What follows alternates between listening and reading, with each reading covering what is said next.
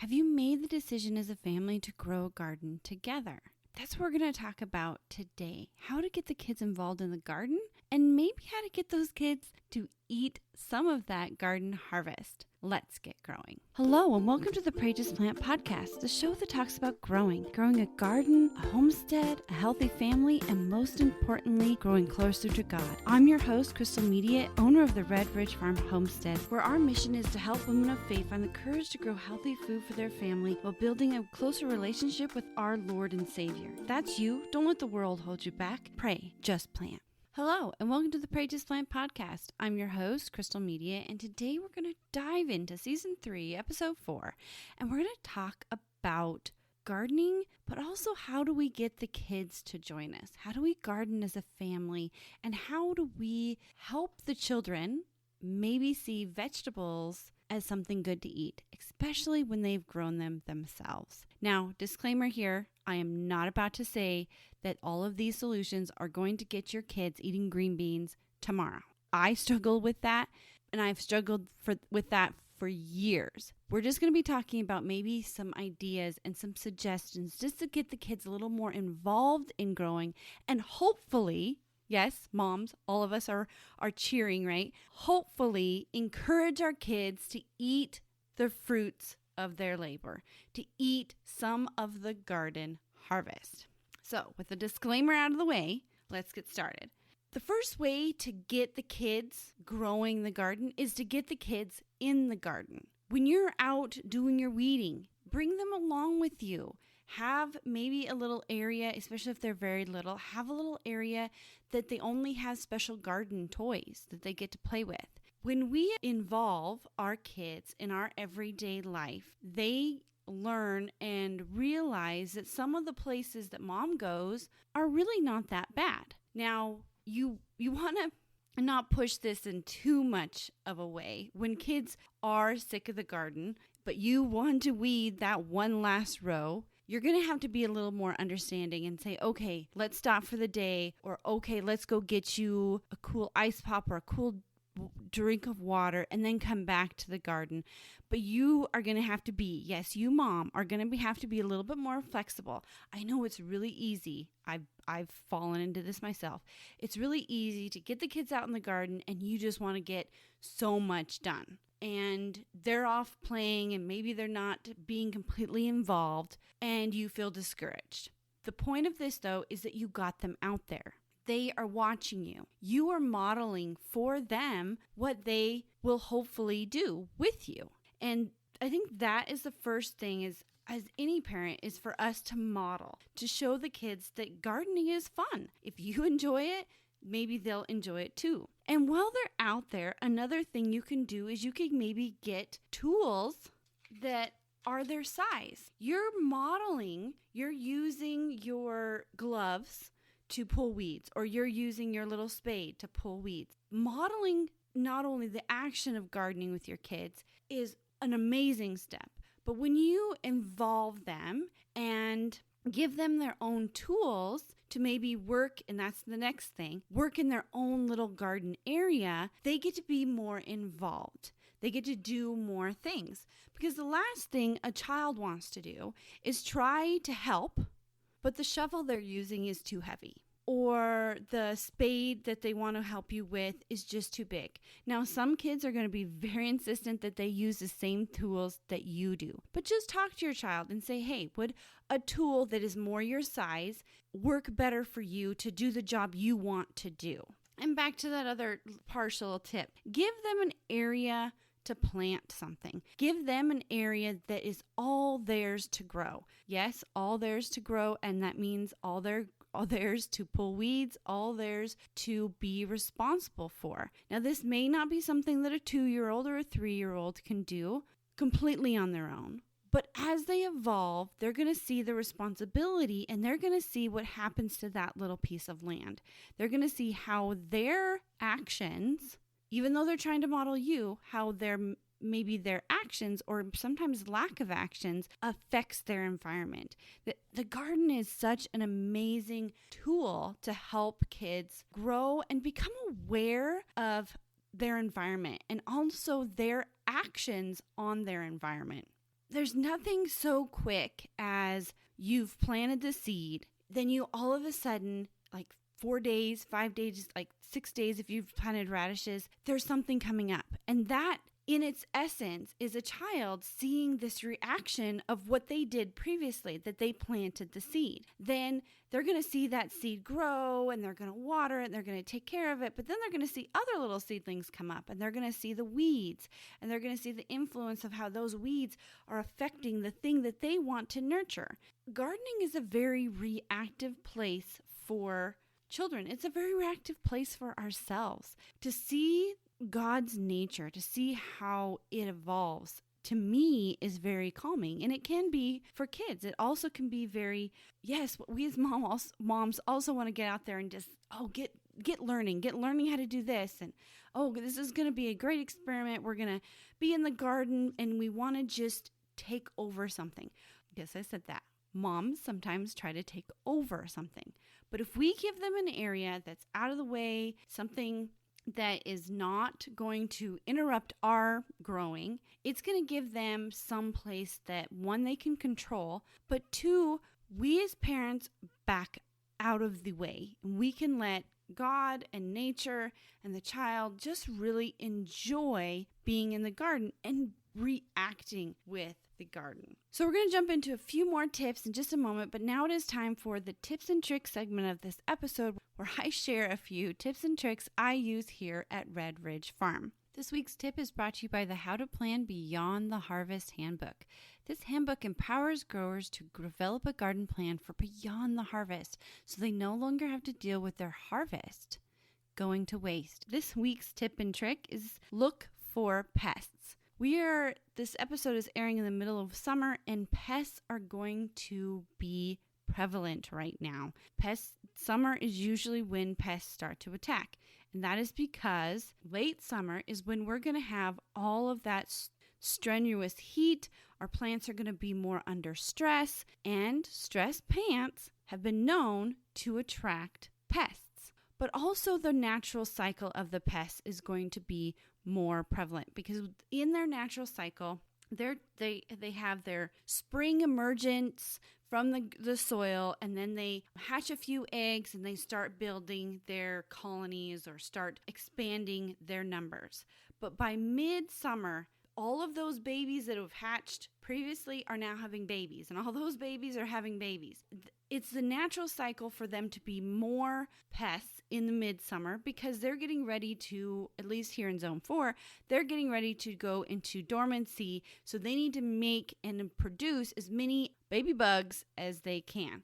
So it's just a time that there's going to be more pests. Now, what can you do about it? Well, one thing you can do is just avoid the stress. You can do that by improving your soil and making sure your soil has the proper nutrients for your plants. Also, even watering, even weeding, just taking care of things a little more prevalently. Now, if you have a problem already, you can use several organic topical things. One thing that I used to do was I had cayenne peppers that I mixed in water. These are dried cayenne peppers mixed in water and set them out on the fence post just like you would do for tea. And it formulated a nice tincture that I could spray on my plants. And most of the bugs avoided those plants because of the hot cayenne pepper taste.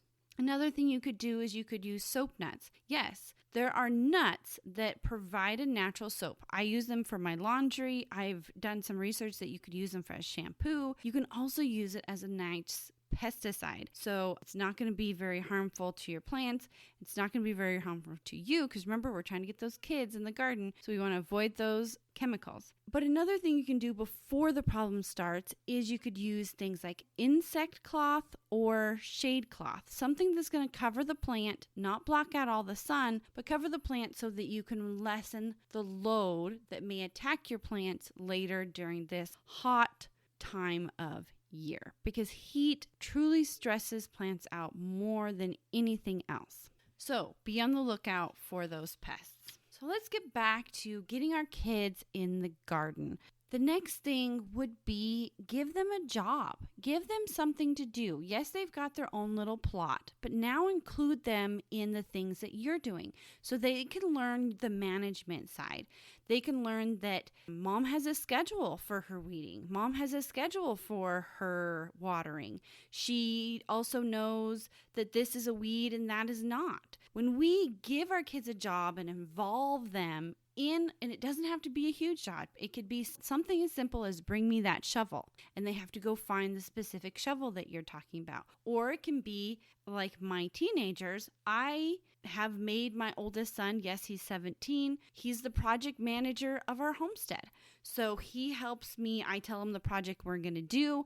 He helps me figure out the plan. He helps me figure out the supplies that we need. But I've given him a job. Another thing that I do for my middle son, he's turning 14, is he likes to cook. So the job I gave him, even though it's not in the garden, the job I gave him was to cook the produce of the garden. So sometimes the job doesn't have to be actually in the garden, but it can be part of the garden. So by giving our kids a job, they are more involved and we are more involved with them. We are involving them with us so that they can learn right along with us and still feel that responsibility so that they can take those tools that we gave them, those resources that we gave them, that knowledge that we gave them while they worked with us to go work on their little plot.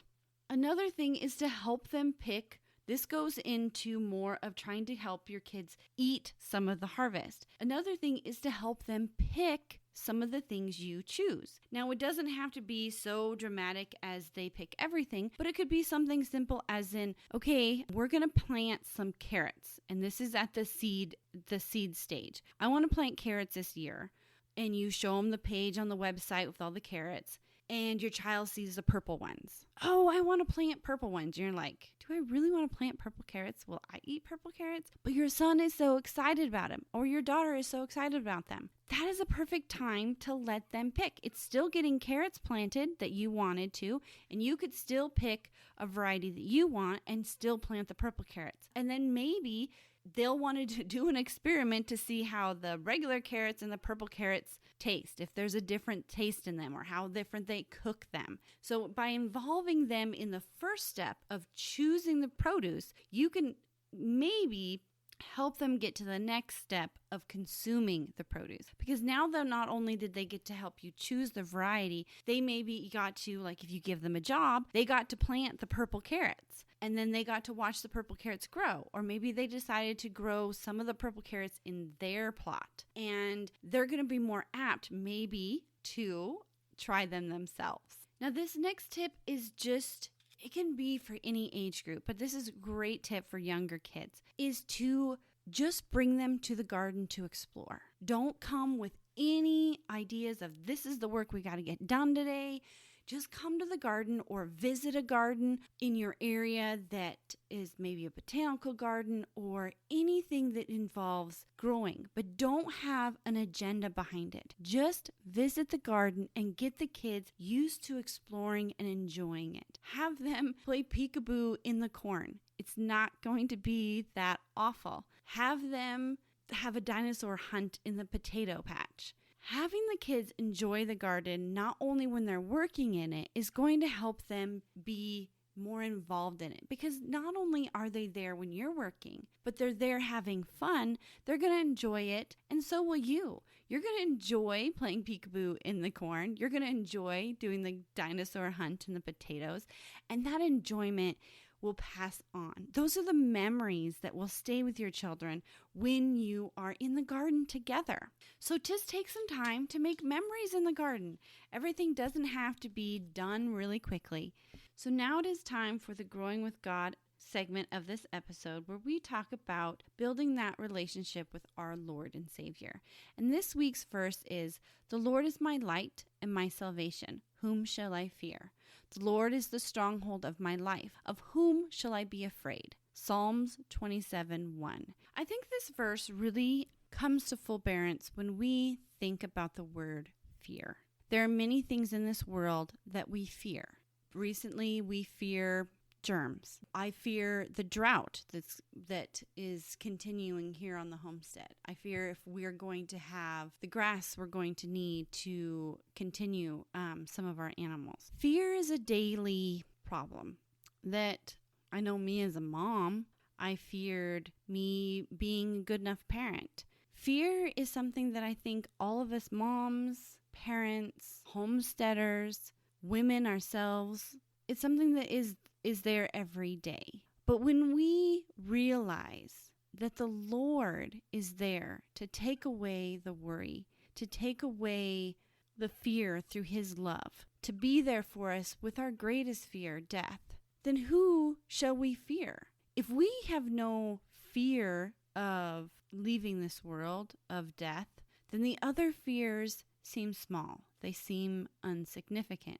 But that doesn't mean they're not there. I know one of the things that I truly deal with is worry and the fear. And when I know that the Lord is on my side, that he is my light and my salvation when everything comes to its end, then yes, I can feel that the Lord is my stronghold. A stronghold is that protective place that the King keeps everything. So if he is the stronghold of your life, then he, the Lord, keeps everything you need in him. And those fears they don't disappear, but they don't become the focus of the day. They don't become that overtaking feeling. They're there, but there's something there between you and them. And that's the Lord. He's there to bring the calm. He's there to tell you that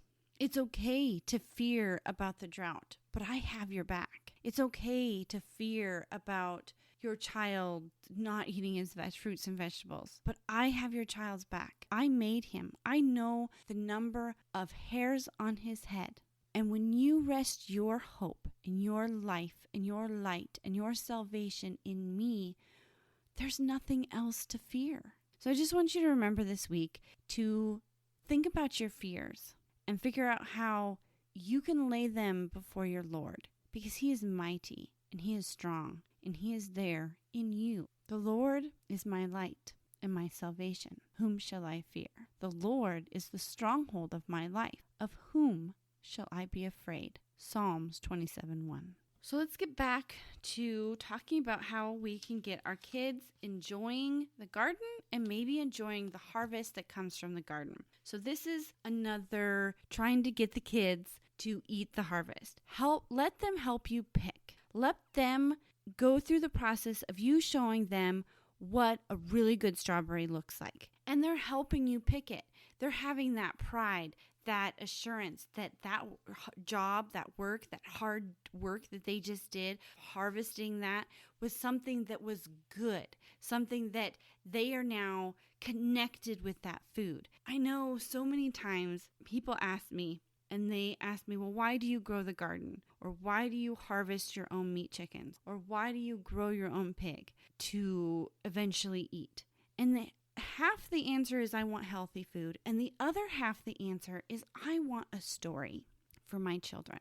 I want them to have a story, a connection to their food that I didn't have. Well, I had a little bit growing up in rural Wyoming, but so many children don't have. They don't have that story. They don't have that connection to the food. Maybe that child didn't help grow it, but maybe he could help pick it. And that was his memory. That was his story that he could tell Dad when Dad gets home. Hey, Dad, I helped pick these green beans. Do you want to try them? Dad, I helped do this. They can tell their friends. I helped their grandmother. I helped pick these tomatoes and made this really good tomato sauce using your recipe, Grandma.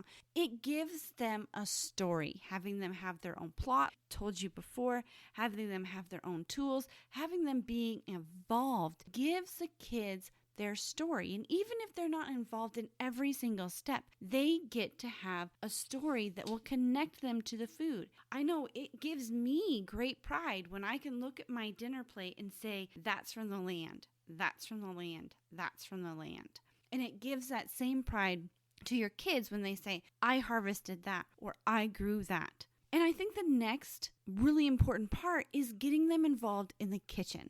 there was a great quote that I saw on Instagram just yesterday that said, one of the first steps to radically changing your health is learning how to cook. We take that also into the idea of child, the idea of us wanting to eat healthy and our kids eating healthy. We need to teach them how to cook the food. We need to show them how this really good vegetable that they harvested and grew, how they cook it, how to prepare it. When we involve our kids in the kitchen as well, we take that harvest story, that story about the food, a little bit further. And we also give our children that step of how to be healthy. And healthy starts with how the food is cooked, how the food is prepared. And when we involve our kids in that same aspect, they get to see it firsthand.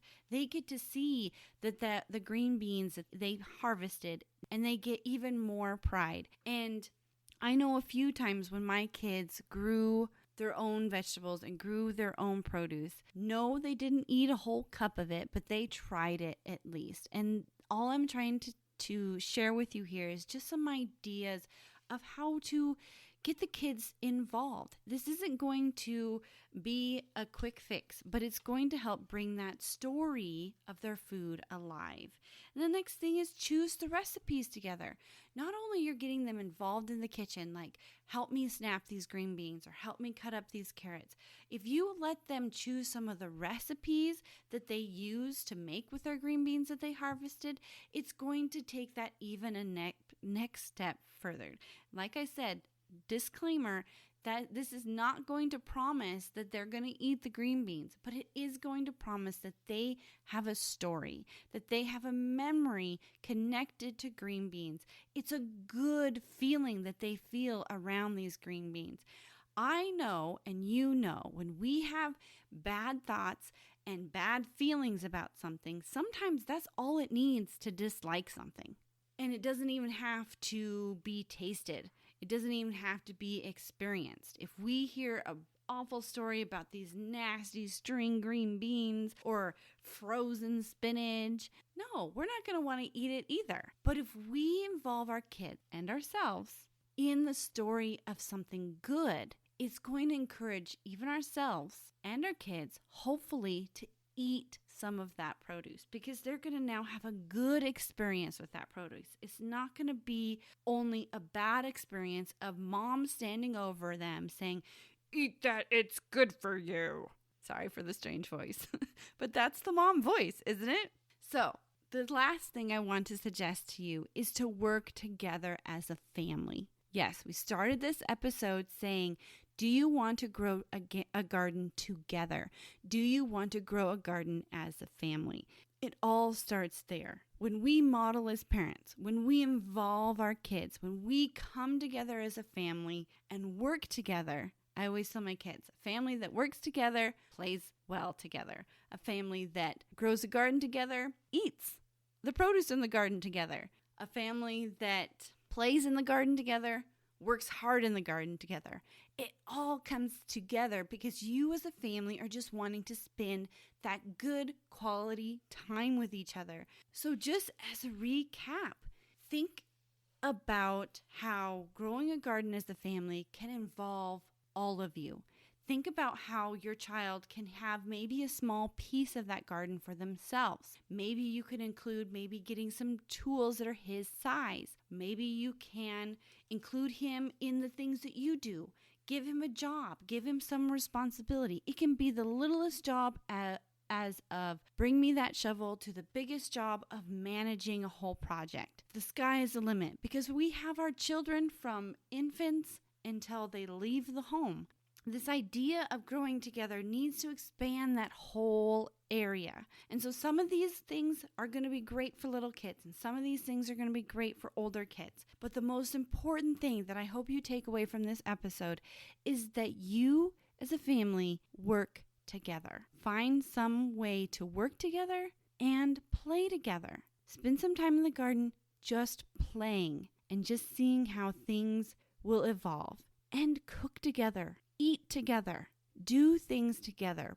Your kids, bring them along on that journey with you. and you will be amazed at the results. I want to thank you for joining me here at the Pray to Plant podcast. And if this is your first time listening, welcome to the community of fellow growers. As always, don't let the world hold you back. Pray, just plant.